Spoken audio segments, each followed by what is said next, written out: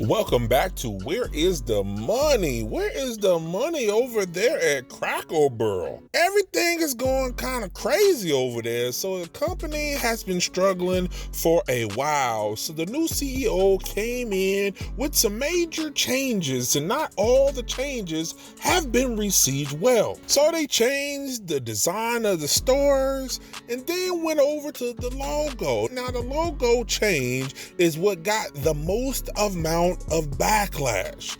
People are upset that they got rid of the old-timer type logo and left that out without the old-timer figure in the barrel. People are offended by this. They're saying that this is woke influence, and just like DEI, they don't want any part of it. Well, that didn't last long. Cracker Barrel, the country-themed restaurant, said Tuesday it will be going back to its old logo after public backlash over the logo change and redesign.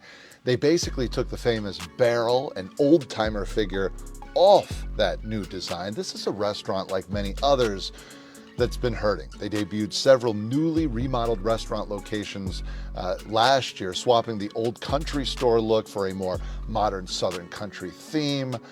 But it was the backlash to that new look and redesigned logo that was swift and it was bold online. Cracker Barrel CEO Julie Masino previously defended the redesign efforts in an interview with Good Morning America, really though referencing the new look of a lot of these restaurants, stating at the time that the public feedback to the company's remodeled locations had so far been overwhelmingly positive. But the logo was not a hit at all with people online. It also wasn't a hit with the president, who weighed in on the decision or the change early on. In a statement, the company now says, "We thank our guests for sharing your voices and love for Cracker Barrel. We said we would listen, and we have. Our new logo is going away, and our old timer will remain." That old timer is also known as Uncle Herschel. So this already struggling company has found itself in the middle of a whirlwind of controversy with strong opinions on both sides, including those of Donald Trump. Now, this company, like any other struggling company, did what any company would do under this kind of pressure. They folded and changed it back. Some are happy, some are upset. Some are calling it wokeism. Some people feel like it wasn't a big deal to begin with. And what is all the issue about? Have you guys been following all the ridiculousness about Cracker Barrel's logo? Somebody please tell me why anybody would get upset because a company changes its logo, because it wants to modernize its business. You're going to stop going to Cracker Barrel if they don't bend to your will? Are you serious? One person said to me that people enjoy the nostalgia. They enjoy the Americana. And that it isn't just Trump followers that are resisting any change. Well, of course, Cracker Barrel relented and it's going back to its old man sitting by the Cracker Barrel logo. It would be interesting to see a breakdown of who is for and who is against. But, I kind of think progressives are a little more comfortable with change. I mean, don't you agree? MAGA folks seem to want to hold on to this idea that America of the past was this wonderful time that we should all want to return to. I have to chuckle when I see the Make America Great Again, because honestly, there aren't that many people still alive that were adults in the 50s and 60s. The people my age were children. We were watching Captain Kangaroo and playing Barbies and shooting marble. We had no jobs, we had no bills to pay, we had no responsibility. Yeah, that was pretty nice. I'd like to return to that. But I'm not sure our parents and grandparents would agree that it was all so great. Come on, nobody really wants to go back to living in a 1,200 square foot house with no air conditioning. No internet. For fun on Sundays, you'd take the car out and drive around, Sunday drive, with no air conditioning. You had to make sure you had enough cash on hand to get you through the weekend because there was no ATM and people just didn't accept checks. Black and white TV that signed off at 11 o'clock p.m. Women couldn't get credit on their own. In many places, you couldn't even open a checking account. Oh, and heart attack, you die. Cancer, bye-bye. Measles, polio, scarlet fever, mumps, that killed children. And driving all the way to Florida on Highway 41 because there was no interstate. And on that drive, no air conditioning, remember?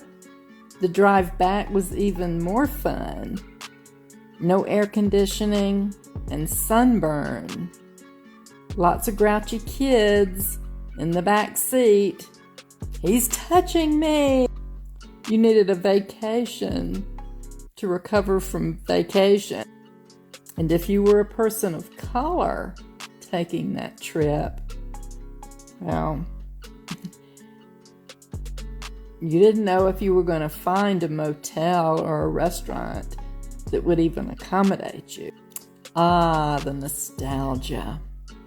I can almost taste it. Now, quickly, politics and race came into play with this. Liberals are saying this. Conservatives are saying this. Some people feel it's a race issue on top of that. But all of that aside, according to the employees, none of these are the issue. They feel the issue is the changes that the CEO made to save money, and the quality of food because of that has suffered, and now they're in jeopardy of losing their job, being laid off, because the company is still not getting into a profitable state. Let's hear from an employee of one of the stores to get their opinion about what's really taking place here and why the shareholders of Cracker Barrel should be concerned. We have families to feed and bills to pay. She didn't just hurt the company and what it stood for, but she hurt her employees. That is from a staff member of Cracker Barrel, a current staff member. I will not be identifying her name. I will not be identifying what store she works in or what her position is. But the plot thickens with the Cracker Barrel drama of the rebrand and changing the concept of the store. And people are calling for a boycott. People are calling to oust the CEO, saying she's making terrible decisions. But a lot of people in the comments have understandably said two things. A, the food quality is what has to be addressed, not the logo and the look of the store. The food quality has gone downhill. But two, what this is doing to people who work there. So I'm going to read what this person wrote to me and gave me permission to share without identifying anything about her. I was told today at work we have a gag order and are not supposed to be speaking about how the food is being made. Since the new CEO came into our company in 2023, she has not only laid off many of her long-term loyal employees, but now expects the least paid employees to do more. We did have backup cooks and prep cooks who freshly cooked our country homemade food. She cut all of these positions to save money.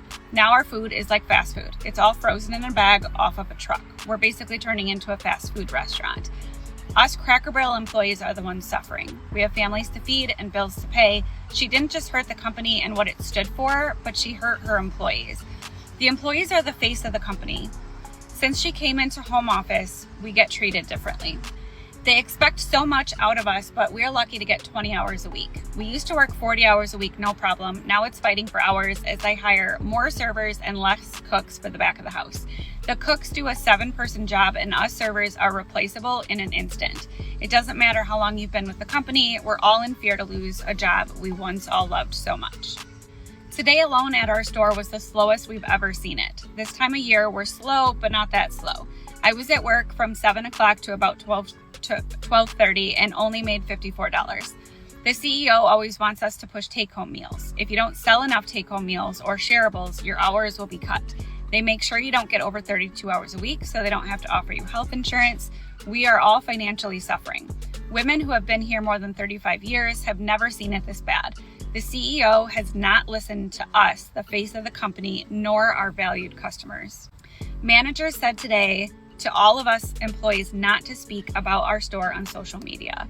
She showed us a paper stating that we have a gag order and could lose our jobs if we post anything negative about our company.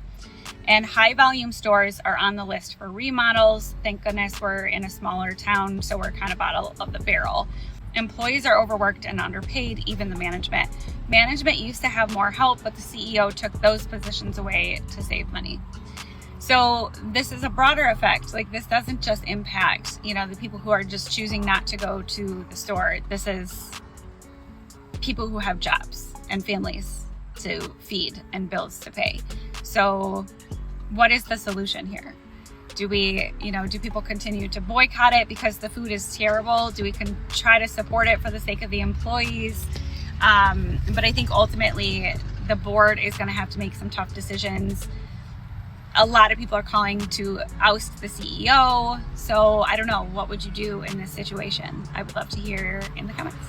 Now, regardless of the controversy on why people feel like this is an issue or not an issue, the fact is all of this started because the company was losing money and they were struggling. And now all of this made it 10 times worse for them to become profitable because trying to appease one group is pissing off another group, not including the politics. So what do you guys make of this situation? You tell me.